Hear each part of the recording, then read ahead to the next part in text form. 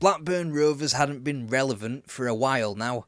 They were approaching a quarter of a century outside the top flight and even mucked about in Division 3 for a bit.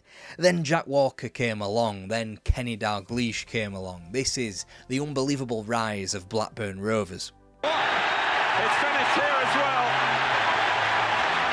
Let me say it once again. Blackburn Rovers are the champions.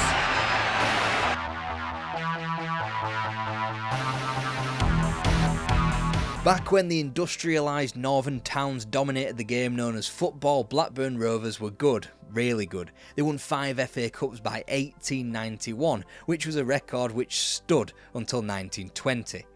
They even got to winning 2 league titles until the First World War ruined what was fast becoming the best Blackburn team yet. The interwar years kinda passed Rovers by with the exception of a record-tying 6th FA Cup in 1928. 8 years later, however, they would be unthinkably relegated, only to bounce back before another intermission owing to World War II. And since Blackburn Rovers had precisely 1 day in the footballing sun, appearing in the 1960 FA Cup final as they bounced between Divs 1 and 2 up until their more permanent demise in 1966. Whenever they got hold of a competent manager, a Gordon Lee or a Howard Kendall, who would both rescue the sleeping giant from the 3rd tier, they'd be quickly snapped up by clubs like Newcastle and Everton. By 1986, Blackburn were just existing in Division 2. At the top of the English game then was Howard Kendall, a man who fled Ewood Park 5 years prior, and Kenny Dalglish, who in 5 years' time would come to revive his career at Blackburn. For now, the club inhabited the tedium of mid-table life in the 2nd tier, but then the Rivers side stand was deemed structurally unsafe and it was just about the best thing that could have happened to the club. The stand needed bulldozing and replacing, providing the materials for the new 5,000-seater stand, a certain Jack Walker.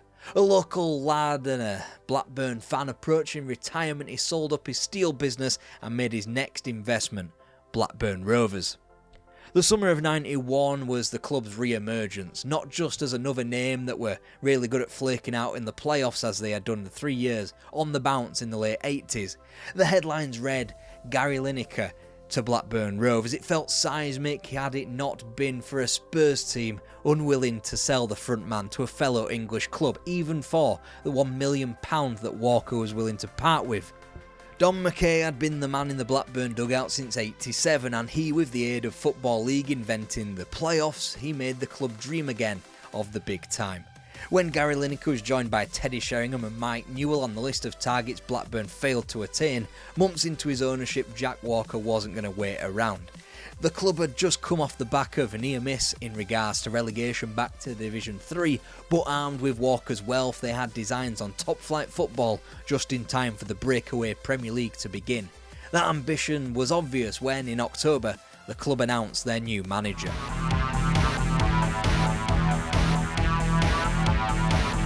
The respected, the proven and the trendy were all floated as ideas when a mix of Don Howe, Neil Warnock and Steve Coppell were named as a potential replacements. Even Franz Beckenbauer got a name check. Instead, Kenny Dalglish, after 8 much needed months away from the game, was hired. From here on in, Blackburn Rovers were changed forever.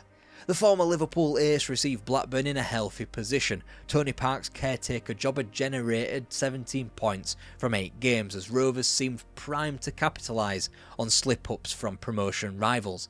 The first signing Dalglish made in an era famously known for a lot of incomings was his shrewdest yet. He brought Ray Harford along with him to become his assistant manager. Whilst Rovers fans will know what Hartford as a manager looks like now, in his role as assistant, the tactician to Dalglish's man manager, it was a match made in heaven.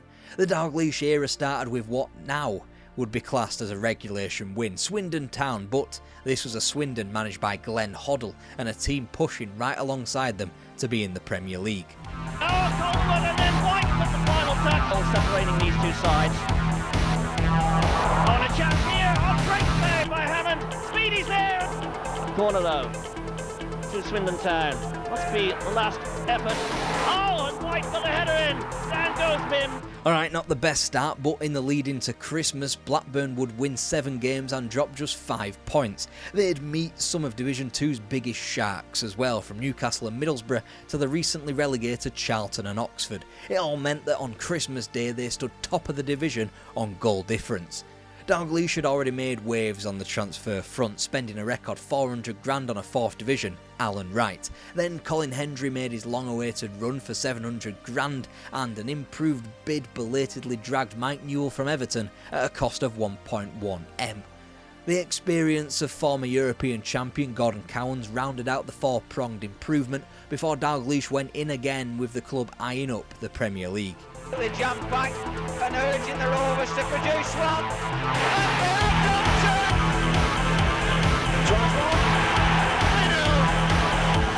so. This one is to centre, and it's a goal! Here's Richard Brown. Wilcox. It's in by Speedy! After what had been an immaculate start to 92, dropping only 2 points from 7 games, Blackburn stood 7 clear at the top with 16 to play. With the top flight almost a certainty, QPR's Roy Regola was acquired again at over $1 million, whilst Watford's Tim Sherwood would be the bigger impact, signed for half of that fee. And then the wheels simply fell off.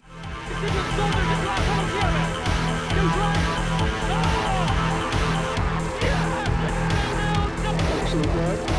He's through for the passes on the knee. And an opportunity. Here is Russell against Mims, and it's come off him. It's gone straight back to Russell, and he's going to win it, baby. The record, 1 win from 12, and their latest defeat, their 6th in a row, left Rovers outside of the playoff places, from a dead cert for promotion to fighting just to backdoor their way into the top 6. Mike Newell had broken his leg against Newcastle back in February, and his replacement was quickly signed. Shearer. No, not that one, Duncan Shearer. Whilst Shearer scored his first Blackburn goal against Barnsley in March 1992, he was nowhere near as prolific as his namesake. Thankfully, Newell returned in double quick time to help Blackburn to a draw at Tranmere on Easter Monday before scoring in an overdue win at home to Millwall. A point at home to Sunderland had clawed Rovers back into the top 6, ahead of a trip down to Plymouth. It was simple, a win, and Blackburn were given a second chance at promotion. David Speedy's hat-trick confirmed it. The playoffs wouldn't be easy. Derby County, who had been passed from one sugar daddy to another, as they narrowly missed out on automatic promotion. Back it in, and it's a great goal! Oh, it's a second goal for Derby County! They've had so much ill fortune so far in this game. A lot of people in the box here. Oh! This could be another one, and it is! Keep the pressure on, it breaks to Atkins here, and it's another chance for Speedy, and this time, Blackburn's third goal on Sunday. More than a goal. Henry was in there, it's awkward, it's in! Kevin Moran! Take back in! From a team that Blackburn had completed the double over consummately in the league that season to one that had achieved the exact same hex over Dalglish's side, Leicester City. Like Blackburn, they were a relic of the past, but one with more recent top-flight experience. However, this was their first playoff campaign. For Blackburn, the chance for 4th time lucky. In stoppage time, Newell takes in and has scored. 26 long years had passed, an entire generation and a half without Blackburn Rovers at the top of English football, but now they were. Instantly they got to work, acquiring Middlesbrough's Stuart Ripley. Together with academy product Jason Wilcox, they'd create a perfect partnership on either wing. Between them, joining Mike Newell up front was the jewel in the Blackburn crown. A statement of intent if ever there was one at a British record fee. The real Shearer, Alan Shearer, signed from Southampton. Now Blackburn were really cooking. And thundering a 25-yard shot. Little flick on from Alan Shearer and smashed in a drive from 12 yards. Only sent the keeper the wrong way. A whole new ball game, they said, with teams of the past champions Leeds, Arsenal, Liverpool, Spurs and Everton quick to flounder under a new intense heat. Someone had to fill the void, and why not Blackburn Rovers?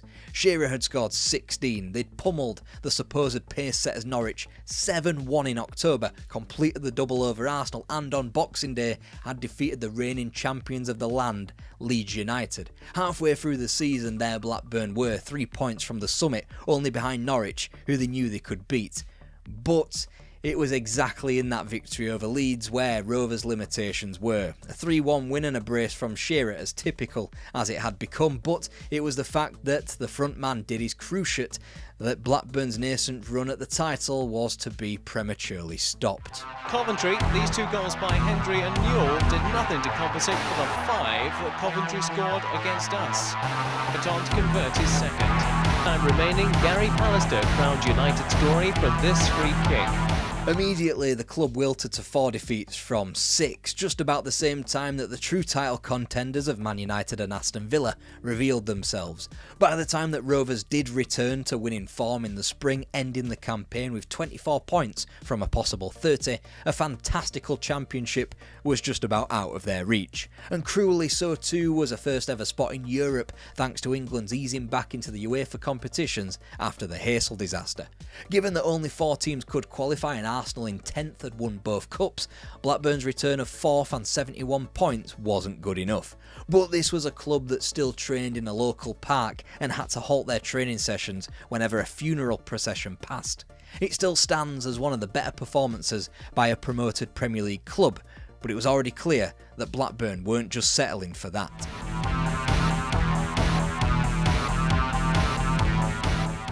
Was the season over just as Shearer's cruciate snapped in December, as Dalglish had gotten to work over the final weeks before the March transfer deadline? Kevin Gallagher reinforced the front line, scoring 5 towards the back end of the 92-93 season. He would be a good squad option going forward.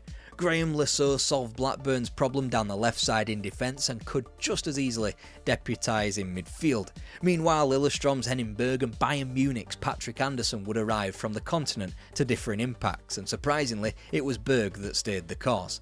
The one man they couldn't reach, however, Roy Keane, who had given Kenny Dalglish his word before going on holiday to Cyprus. He would return from the Med a Manchester United player, and the rest was history in that respect. Blackburn would make a signing that summer, and he went by the name of Paul Warhurst, a handy option for both the back line and the front line. With an actual training facility being built and improvements to Ewood Park a constant, Blackburn was starting to feel like what Sky demanded a Premier League club should look like, and when Shearer was reintroduced, they started to play like one too. To spare, Karim failed to cope with Ripley's cross, and Mike Newell was the man in pole position. And the ball speeding into the top of the net. Well, Neil Ruddock's some quick. But despite this, the goalposts had quite clearly been moved. Manchester United had won the title in the first iteration of the Premier League, stumbling to their first championship in a generation. By Halloween, though, it was obvious that they had gotten their shit together, as they commanded an 11-point lead after just 13 games. With the bar now raised, and despite clearly still being one of the frontrunners should a title race ensue, Blackburn went back into the market for Leeds United's David Batty to bolster the midfield. Then a long-term solution to the goalkeeping problem, as Tim Flower's £2.4 million move almost doubled the British record for a goalkeeper. What had been minor inconsistencies and a decent stab at being best of the rest suddenly transformed into something else entirely. The City went to goal down after only 13 minutes. Kevin Gallagher scoring from Mike Newell's pass. Thanks to teamwork from Blackburn. Shearer, Gallagher, Griffin, Berg, all involved. A great goal! Unthinkably, Blackburn were now in a title race. They had dropped just 2 points in 11 league games either side of Christmas, albeit crucially at Old Trafford. But in that 1-1 draw on Boxing Day, Rovers proved they belonged in the conversation. Despite a minor wobble away at Highbury and Carrow Road, Blackburn proficiently bounced back to a trio of wins, starting at home to Liverpool. Suddenly the gap to Manchester United, previously unassailable, was just 3 points, i.e. one match. An even more mouth-watering visit of Alex Ferguson's side on April the 2nd. Before then, Rovers just had to get the regulation win, known as Wimbledon, out of the way. That's not beautiful. Oh yes, great goal. Super finish. Earl's running in there, Robbie Earl. They scored. Again, real danger goal for Wimbledon. But instead it goes to Holdsworth who scores at the second attempt. Trying to get it on his left foot. Tees up Earl. Oh yes, that's number 4. Whilst that obviously didn't go to plan with 8 matches left, there was still a chance for Rovers to put the pressure on.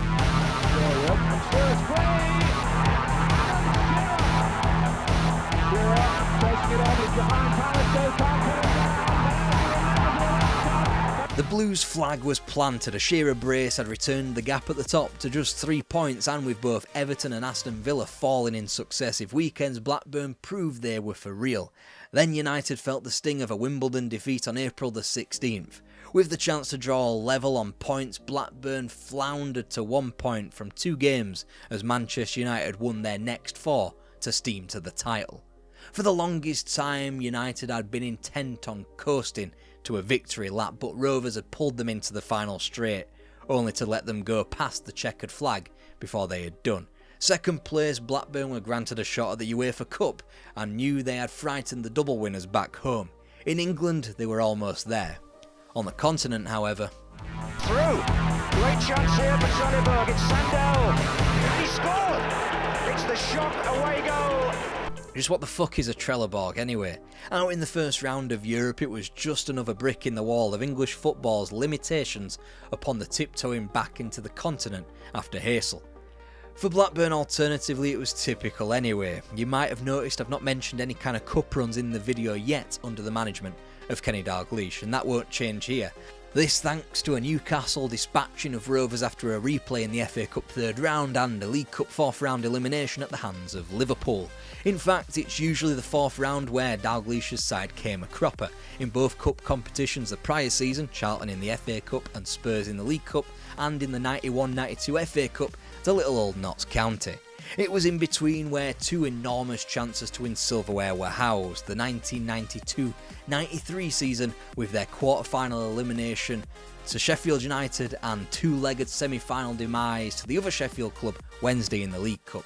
The lack of Shearer doubtlessly impinged on trophy ambitions, and with both roads ultimately leading to a dour 10th place Arsenal team at Wembley, there was no reason why it couldn't have been Blackburn steaming to a cup double and potentially a Cup Winners' Cup thereafter.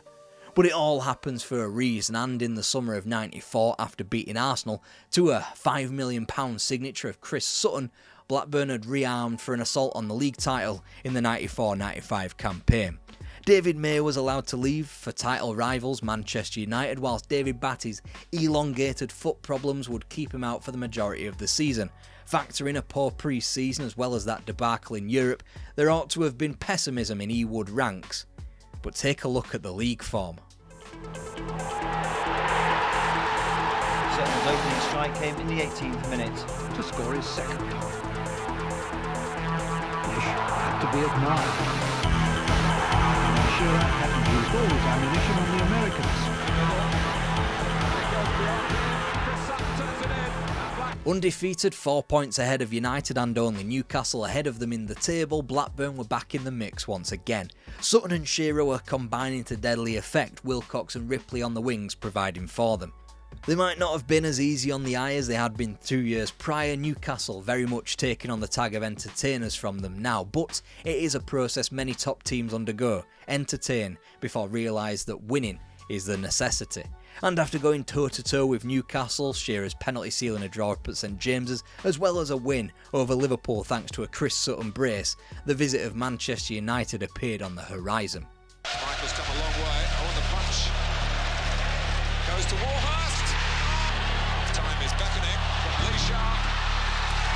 It's going to be a penalty. Can't believe that decision. Takes it away, which he does.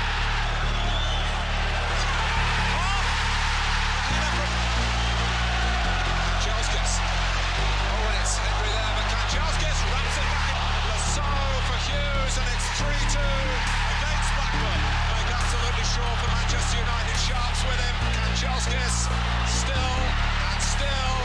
And you can probably pinpoint this as the night the sentiment of the once feel-good story of Manchester United being the top team in England again waned.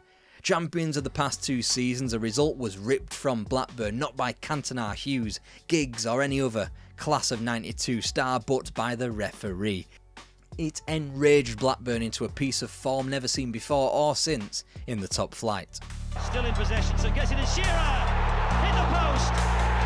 Wilcox! And Shearer battle for the ball. 6 of one and half a dozen of the other. Cow. There's Atkins. Oh, it's safe! Good play, and Alan Shearer safe as you like.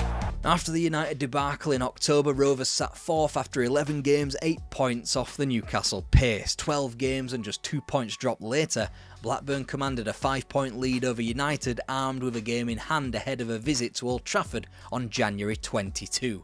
It's not hard to argue that this was the most important game in the young life of the Premier League. Win and Blackburn could stretch their lead out to 11 points with their game in hand. Lose and the pressure would be back on Dalglish's side. Played in the group, of course. Reclaiming from Giggs. Cantona! Bird. Shearer coming in. Oh, Shearer! No! He's going to push against Alan Shearer. Well, he may not be able to progressing on Blackburn point of view. Naturally, the match wasn't allowed to expire without some refereeing skullduggery transpiring. In disallowing a late equaliser in front of the Stretford end, the pendulum of the title race swung back in favour of the team from Manchester. 3 days later, a new contender for the most important match in Premier League history revealed itself, and it wasn't for anything that happened on the pitch either. Oh, what's going on here? Cantona's getting involved with some supporters. And with that kung fu kick, the Premier League had officially arrived. Before, it was just the old First Division with more television cameras, with Keys and Gray interloping. Now, it was the best league in the world. Banned for 9 months, United had lost their talisman, but Blackburn failed to capitalise immediately, picking up a point from games against Leeds and Spurs. It left 2 points between the pair, with 15 games to play, as nerves were being shredded on both sides already. It was almost as if Ferguson had preempted a Cantona implosion by signing Andy Cole that January, as United temporarily overtook Rovers at the top of the table on February the 11th. The Blues, however, would hit back. Firing on all cylinders, it was a touch of class from skipper Tim Sherwood.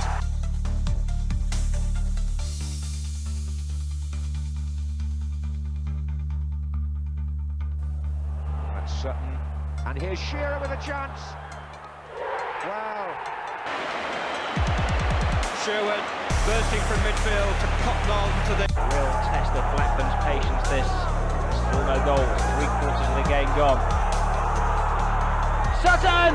8 points ahead with 8 to play. There might not have been any needless 9-0s against Ipswich Town, but it was the form of champions, and Chris Sutton had just ended a 5-month goal drought. A season can spin on a dime though. Whilst a Cantona-less United took to winning narrowly on the road and via David May of all people against Sheffield Wednesday at Old Trafford on May the 7th, Blackburn was stung at Elland Road and at home to Man City, the last people who would want United to win the league. Ferguson hoped Blackburn would do a Devon Lock, presumably a horse racing reference, and they were on their way to doing exactly that. And as West Ham confirmed a 2-0 win over Rovers to end April, an enormous final week of the season was laid out in front of both teams. 2 games apiece, 2 points the difference, a home game followed by a final day on the road. Blackburn were handed Newcastle and Liverpool, 2 other teams that wouldn't want United to win the league, 2 of the hardest fixtures in the division, whilst United had to play a gimme at home to Southampton before a banana peel of a trip down to Upton Park. Still in play, The relief flooded out of Ewood Park with all the pressure transferred to Old Trafford 2 days later. A late Dennis Irwin penalty took things to the final day, where Blackburn would play in front of a bipolar Cop End in the knowledge they needed to win to claim the title. Ripley. Well, he's come for Alan Shearer. Goal for Blackburn Rovers.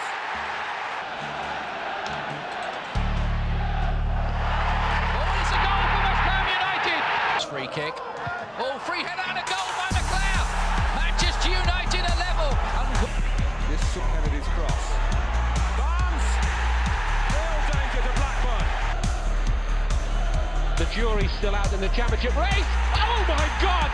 Blackburn Rovers were champions of England once again. They'd graduated from the happy-go-lucky promoter club, simply delighted to be dining at the top table again, to playing like champions. Although it would be quickly realised as an anomaly, this Blackburn Rovers side were fully deserving of this championship. From the SAS up front to Wilcox and Ripley steaming down the wings, Sherwood and Hendry keeping things sturdy centrally, to the versatility of Graham Lasso playing left midfield in the final weeks of the campaign. Sadly, it was a predictable top of the mountain. As Manchester United welcomed back Eric Cantona with a second double in 3 seasons, Blackburn were busy fighting each other in a lame Champions League group stage elimination.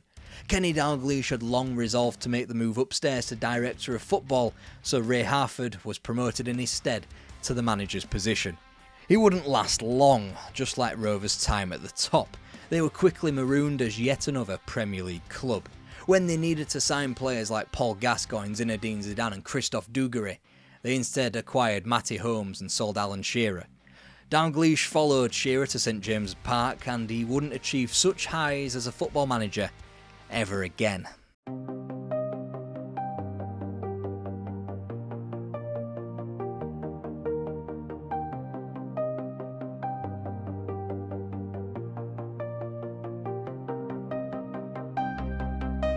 We'll remain in East Lancashire next week on our tour of Britain, heading to Burnley for a 4-part series, but to watch where we've been, click on this playlist.